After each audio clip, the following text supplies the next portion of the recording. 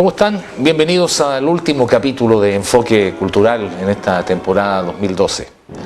Como es habitual, nos acompaña el abogado Sergio Jara Catalán, presidente de la Sociedad de Historia y Arqueología de Aconcagua. Sergio, ¿cómo está?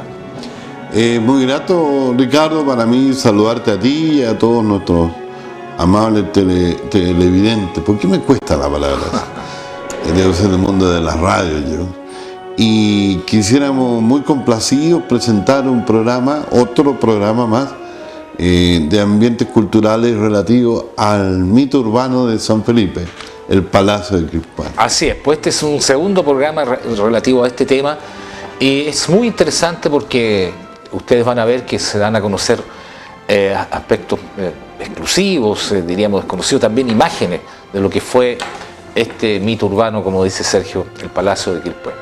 Y bueno, vamos a partir entonces con una exposición de alguien que sabe mucho de arquitectura, muy cercano a ti, Sergio, y que ha sido un gran aporte para la cultura del Valle de Aconcagua a través de su participación en estos programas, también en conferencias. Así que te pido que tú nos digas a quién vamos a ver ahora. Gracias, Ricardo. Bueno, efectivamente se trata de Sergio Jara Pérez, arquitecto, cuyo planteamiento central es que esas 6 hectáreas en términos redondos de propiedad de la antigua hacienda de Quilpué, que hoy día son los jardines y el resto de parque, que hoy día está orientado según el plano regulador para área verde. En definitiva, ese espacio, la propuesta es que se restablezca la calidad del parque para uso de toda la ciudad, como tal. Especies arbóreas nuevas que se pueda renovar en un tiempo prudencial y además rescatar el patrimonio que significa el edificio mismo del palacio, cuyo subterráneo, más de 1000 metros cuadrados de construcción, están disponibles para cualquier obra de cultura extraordinariamente interesante. Hasta un escenario al aire libre. Pero por supuesto, y en el planteamiento de él significa también una estructura liviana, semitransparente o transparente, que se alza hacia el cielo y que permita lo que tú dices, espectáculos al aire libre. Eso crearía una atención cultural y turística, pero de primer nivel para la ciudad. Así es. Y ese planteamiento que por lo más no es puramente de él, hay mucha gente, incluso en las elecciones municipales yo escuché a varios candidatos hablar sobre temas de este tipo. Nos parece que es un aporte de primer nivel y un gran desafío para la comunidad local y también para su municipio y el gobierno regional. Así es, un aporte, digamos, al desarrollo de la ciudad del Valle de Aconcagua. Vamos a ver entonces qué nos cuenta Sergio Jara Pérez.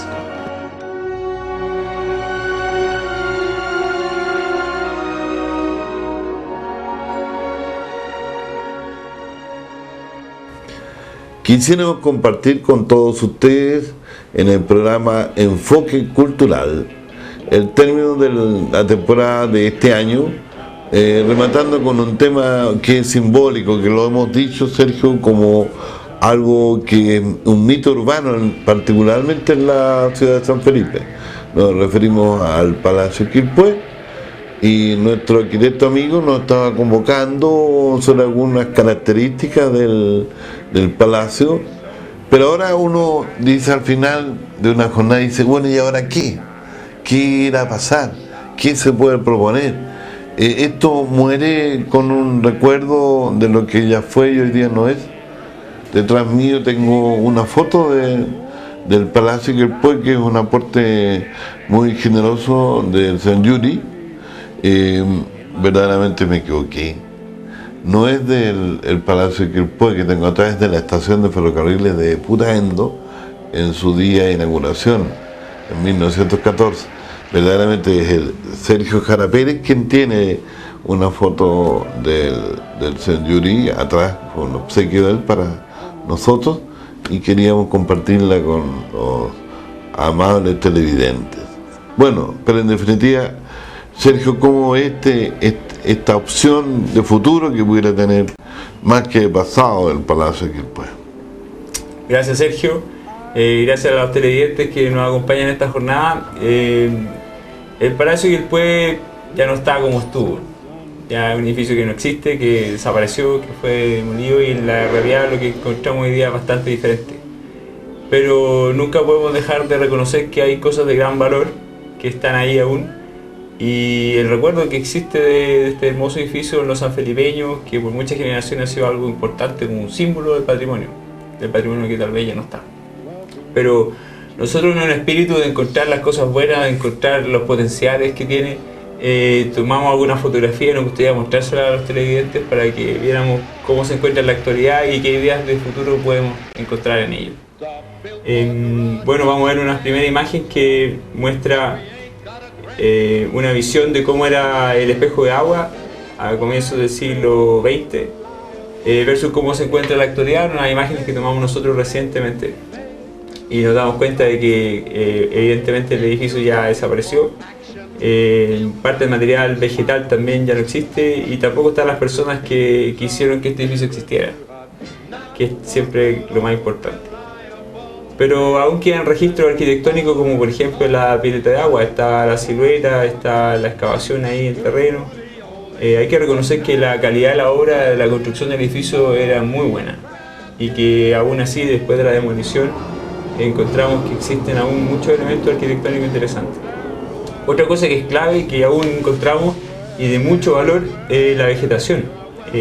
Sin duda, es una zona de la ciudad muy destacada, con gran calidad de vegetación, con distintas especies arbóreas de buen tamaño y que están constituidos como un parque y tienen toda la intención, así lo dice el plano regulador también, de transformarse en un área, que podría transformarse en un área verde de mucho valor para la ciudad de San Felipe, con una vegetación que no tienen otros parques de la zona, que son parques más nuevos.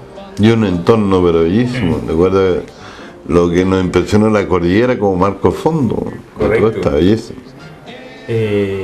Nosotros fuimos, esta foto fue tomada creo cerca de septiembre, y era maravilloso el espectáculo de ver la cordillera como fondo. Si bien reconocemos que hay iniciativas interesantes en áreas verdes nuevas en el Valle de la Concagua, como el Parque Los Andes, como el Parque Putaendo, son parques jóvenes. El de Yayar, ¿cierto? También. No privado. Aún son parques jóvenes que tienen mucho por desarrollar. Y los árboles aún son pequeños en estatura, pero lo que hay aquí en Quilpué es notable, porque tienen gran porte y presencia, y con un trabajo de paisajismo adecuado se podría transformar en una área verde de extremado valor para la ciudad y para la isla de Concagua. Eso en cuanto a la material vegetal. Y lo que queda del edificio, hay algo muy hermoso en esas ruinas del edificio. Las ruinas del edificio nos hacen recordar un pasado glorioso que ya no está, pero también una calidad, un oficio por construir algo que fuera a perdurar en el tiempo. Encontramos que hay un zócalo que es donde estaban las fundaciones y donde funcionaban los servicios del palacio originalmente. Un zócalo que es semi-enterrado, semi-subterráneo, que hoy día se encuentra prácticamente en excelente estado su estructura, por lo que vimos nosotros preliminarmente. Hay unas estructuras de muros de albañilería de gran espesor que están confinados con refuerzos de hormigón armado. El perímetro completo está bien considerado, bien conservado, y también los muros interiores. Y eso nos hace imaginarnos al tiro cosas que se podrían hacer con esa estructura. Y la zona central del edificio queda parte de lo que era el hall de acceso al palacio, con la doble altura, que tiene estos restos de muros que se levantan sobre el suelo y que tienen algunas arquerías de medio punto como coronación, acompañándolos con los sistemas de escaleras que recorrían el edificio. Pero al darse una vuelta por esta ruina y encontrar la belleza que hay en ella, nos recordamos también de las ruinas que son patrimonio de toda la humanidad en Europa y en otras partes del mundo, que tienen un gran valor en sí, ¿no? Y que en este caso también da la sensación que se podrían recuperar. Uno se imagina, Sergio, que gente que viene a jugar a Enjoy en la comunidad, en la localidad de Rinconada de los Andes, o que quiere rezar y viene al santuario de Auco y le gustaría visitar algún entorno. ¿Por qué no soñar que algún día la casa que tuvo Gabriela Mistral en los Andes, en Coquimbito, ¿O por qué no pensar que el Palacio que fue reestructurado para un impacto turístico de primer nivel serían lugares interesantes para millones de personas que están cercanas al sector? Porque Santiago no está lejos y Valparaíso tampoco. Entonces, aún la gente que viene en transatlántico ahora está viajando hacia el interior. Cuando van a Valparaíso, van a Quillota, por ejemplo. Un paso más están en la comunidad de Concagua. Se puede hacer una infraestructura cultural, turística, que sea atractiva a la gente que nos visita. Absolutamente. Hay algunos detalles de arquitectura que quedan del edificio, algunas cornisas, por ejemplo, en piedra, son piedras del Valle de la Concagua, son piedras locales que tienen los colores de la zona, que tienen las texturas de las piedras locales. Hay registros como de pavimentos, de esas baldosas de arena que había en el palacio. Hay un video que vimos recientemente del palacio que tiene unos espectaculares pavimentos interiores. Mucha calidad. Un gran aporte del señor Bejarano a la causa de la cultura, que nos han facilitado ese video. Y ahí están efectivamente esas baldosas y otras más. Así es. Además de los pisos de parqué que había en su interior de madera, ¿no? Y lo que nos gustó mucho, nosotros en una visita preliminar que hicimos, es que encontramos jóvenes allí en el edificio. Encontramos varios jóvenes y jovencitas sacándose fotos, conversando, compartiendo, pololeando, no sé, escuchando música. Da la sensación como que ahí la comunidad lo reconoce como un lugar interesante. Y hay vida. Y hay vida, que claro, es lo más relevante de todo. Que se ríe, que conversa, en fin. Sí, dan ganas de que hubiera mucha más gente. Yo, no sé, un tiempo atrás estuvimos recorriendo algunos parques locales del Valle y es muy interesante lo que está pasando. Y quizás es un momento de la sociedad chilena en que estamos empezando a valorar esta área verde y empezamos a encontrarnos en ella. Y pasa también en Santiago. Con los parques públicos, para qué decir el parque forestal, cómo se comporta el fin de semana, lleno de gente. Y también parques nuevos como el parque que hizo la comuna de Vitacura, en el borde del río Mococho, que tiene un éxito tremendo. Yo creo que nadie se imaginó la cantidad de gente que está convocando este tipo de equipamiento urbano. Uno, por ejemplo, observa la avenida Yungay frente al Liceo de Niñas y que se pusieron las máquinas de juegos y gente que pololea, gente que hace ejercicio, gente que corre. Está la gente también visitando esos árboles de la avenida Chacabuco en la ciudad de San Felipe, y esos plátanos orientales tan hermosos, o en esa avenida que hay en Santa María, ingreso a la comunidad local. En fin, el área verde ya está adquiriendo un protagonismo que vale la pena considerar, ¿verdad, Checho? Absolutamente. ¿Verdad? Y por ejemplo, la Bienal de Arquitectura de este año, en la Estación Mapocho vimos cómo se han hecho concursos públicos nacionales y también para estudiantes de arquitectura que han participado con mucho entusiasmo en el diseño de estos equipamientos de estas áreas verdes en distintas ciudades de Chile. Y hay ideas que son interesantes de cómo se pueden gestionar estas cosas también con nuevas tecnologías, cómo podemos generar, por ejemplo, lugares donde haya wifi gratuita para que los jóvenes vayan a chatear, a navegar y ocupar sus computadores. Además que se desarrollen actividades deportivas, culturales, que se convoque a los niños también a participar. Yo creo que es una gran oportunidad. Esto es como una reserva de valor en San Felipe, de valores arquitectónicos y naturales que se podría potenciar muchísimo. Si la comunidad se organiza en encontrar una salida para poder transformar esto en un terreno público. Ahora, hay mucha idea y a nivel internacional, si uno recorre la historia de la arquitectura, de cómo se pueden intervenir edificios con valor o parques y zonas como tradicionales para potenciar los nuevos usos. Algunos ejemplos muy breves que queremos mostrarles a los amigos de televidentes. Por ejemplo, este es un edificio que es la Catedral de Notre Dame, que es un edificio muy clásico en París, en Francia, que viene de la época gótica. Y aún así, siendo edificio de gran valor arquitectónico tradicional, arquitectos como Viollet le Duc, un gran arquitecto, por cierto, un gran teórico, se imaginó que esto se podía transformar en un edificio mucho más avanzado en su época y en una intervención mucho más agresiva de lo que uno se podría imaginar. Él no fue a diseñar una intervención pensando en cómo mantener solamente los valores arquitectónicos que ya existían, sino como en decir, ok, aquí hay un patrimonio, los valores, pero propongamos algo nuevo. Y es un ejemplo de que también aquí podemos ser innovadores. Y en ese sentido, No tenemos que reconstruir el edificio que había para transformar este equipamiento en un edificio de valor. Podemos ocupar lo que había, lo que queda y potenciarlo con nuevas intervenciones. Este es un caso que marca aún más eso que estamos diciendo, que es una ampliación de un edificio clásico en el centro de Viena, que se transformó en un estudio de abogados por una oficina de arquitectura que se llama Kub Himmelblau, muy destacado arquitecto, donde sobre el edificio tradicional, sobre la arquitectura neoclásica que tienen las fachadas, que tienen las plantas, se instaló esta estructura de acero, con vidrio, con nuevos diseños, con nuevas dinámicas, con nuevos criterios de diseño espacial que son súper atractivos y que conviven de una forma interesante. Casi como un insecto que se posó sobre una roca, esta nueva arquitectura empiezan a dialogar y generar nuevas cosas con lo que había. Es una maravilla de impacto visual, sí, de dos épocas, pero el hombre en ambas trabajando el proyecto de bien común. Muy interesante. ¿Qué pasa, Sergio, si en este zócalo de piedra y de ladrillos que tenemos hoy día en Quilpué nos imaginamos una estructura de acero con otra geometría sobre ella?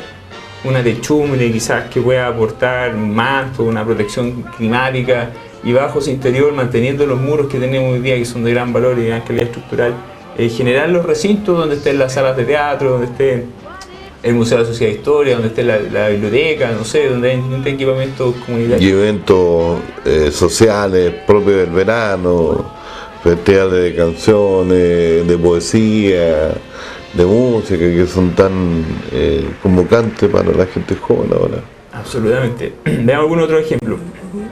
Este es un caso más reciente, que en Berlín, este antiguo museo muy tradicional, con una forma de nube, con una planta muy clásica, muy alemana y sobria, donde se instala colindante a él el edificio del Museo Judío en Berlín, con una geometría sumamente interesante, angulosa, quebrada, que marca también un poco un sentido con la historia de lo que sucedió ahí, ese tremendo evento histórico que fue lo que ocurrió en la Segunda Guerra Mundial con el pueblo judío. Cómo se combinan estos materiales clásicos con el acero, con las chapas metálicas, con los brillos que aportan los nuevos materiales, manteniendo la altura, manteniendo un diálogo como de tamaño arquitectónico, pero con un lenguaje completamente distinto. Ahí la arquitectura como que desafió el tremendo drama entre el pueblo alemán y el pueblo judío y convocó a una instancia de solidaridad futura y desarrollo, sí, de ambas formas de ser conviviendo una al lado de otra. Aquí la arquitectura se adelantó incluso a la convivencia real de esas comunidades. Sí, siendo que la arquitectura es un arte tan grueso, tan masivo, aún tiene la capacidad de expresarse de manera sensible, con gestos, con los diálogos que establece con lo existente. Este es un caso que es bien interesante, que es el Museo de Benjamin Franklin en el centro en Filadelfia, en Estados Unidos. La casa de Franklin existió en ese lugar y se demolió con el tiempo, se perdió. Pero en vez de reconstruirla tal cual, que es una práctica en Estados Unidos se ve bien frecuentemente, ellos van y reconstruyen los edificios como eran en otras partes. Igual que en Europa después de la Segunda Guerra. Claro, quizás con un poco más de criterio postmoderno en Estados Unidos, porque pueden reconstruir la casa de Washington en estado completamente lejano en California o no sé. Bueno, yo la conocí en sí, Washington. Espectacular, porque incluso era de tal naturaleza el trabajo que si uno iba a la cocina encontraba unos pollos colgando para el almuerzo que venían un rato después. Era una cuestión extraordinaria, pintura, libros, digamos, un ciclo de conferencias sobre el dueño de casa, espectacular. Muy interesante. Claro, acá en el caso de Pablo Neruda tiene lo mismo allá en la playa. Claro. Pero aquí una estrategia era reconstruir la casa actual, u otra estrategia fue la que adoptaron finalmente, que es un proyecto del arquitecto Robert Ventry, un arquitecto muy destacado del postmodernismo norteamericano, que reconstruyó la silueta de la casa. En vez de levantar la casa tal como era, la reconstruyó en esta vez con acero, manteniendo la geometría, los tamaños, las formas que tenía originalmente, pero en una estructura liviana, transparente, bajo la cual hay un subterráneo donde está el museo que funciona en la actualidad. Lo interesante de esto es que hay un gesto a lo que había, a la historia que había, pero también en un lenguaje contemporáneo, en un lenguaje de la hora. Y uno a través de esa silueta de la casa puede ver la ciudad. la ciudad que hoy día en realidad lo que más nos convoca y lo que nos llama la atención, donde está pasando todo el trabajo, la gente, el desarrollo de la vida. Bueno, esos son algunos casos que nosotros queríamos poner en la mesa, hay muchos más y se podría hacer un debate muy interesante. En San Felipe hay gente muy talentosa también que podríamos convocar para pensar qué nos imaginamos en este lugar que ya está reconocido en el plano regulador como un área verde, que ya está reconocido en la identidad cultural como un lugar importante, incluso que las generaciones nuevas lo están validando como tal, al recorrerlo y al llamarlo el castillo y a imaginarse cosas en él. Nosotros mismos, en realidad, cuando recogimos la opción de hacer teletrabajo, que ha sido bastante complejo, pero muy satisfactorio, sin duda fue porque la gente nos decía, ¿y el Palacio? ¿Y Quilpué? ¿Cuánto? Fue la gente la que nos convocó a intervenir en este tema que se había dedicado por otras personas en el pasado al análisis. Pero eso demuestra lo que tú estás diciendo. Además, como tú dices, hay arquitectos y constructores civiles, hay gente del mundo de la construcción de cosas bellas para el hombre, que hay un círculo allá que estudia y que entiendo que van a participar mucho en el concepto ciudad, trabajar ciudad, y sin duda ellos van a acoger con buena voluntad este tipo de iniciativas. Bien, muchas gracias por su tiempo, gracias por invitarnos a pensar, Sergio, estas cosas y desafiar a la comunidad local que hay cosas que se pueden hacer, que no hay que darle tanto espacio a la nostalgia por lo que se perdió, sino también entender que la historia es un flujo y que lo que hemos hablado otras veces, que la ciudad es una posta que se entregó en generación con otra y que se van creciendo en el futuro y desarrollando cosas nuevas a partir de lo que había. Gracias por la iniciativa que toman ustedes, la Sociedad Historia, por pensar en esto. Agradecemos a nuestro arquitecto amigo la capacidad de pensar en este proyecto tradicional, pero con la perspectiva de una persona joven, un profesional que está en pleno desarrollo de su actividad como tal, que en definitiva nos colaboró y nos abrió unas puertas, unas ventanas que son un desafío y que seguramente algo bueno va a salir de aquí, algo muy bueno.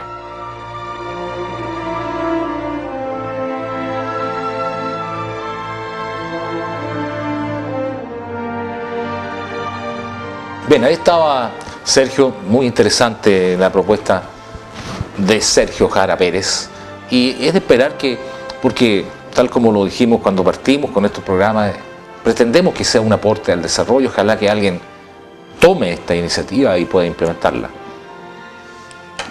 No somos intelectuales en el sentido puro del término, no es puramente nuestro interés comentar, explicar el mundo del pasado, del presente. Lo ideal es transformar la realidad y en definitiva eso es lo que este pequeño programa aspira a constituir, una tribuna de acción, no solamente de reflexión. Exacto. En ese contexto estamos ahora en un aporte de una persona que vivió en el Palacio cuando niño, trabajó en la hacienda de Quilpué, así que bueno, vamos a hacer una breve pausa y ya volvemos con otro entrevistado muy interesante que también es un testimonio exclusivo que obtuvo Sergio Jara. Espérenos, ya volvemos.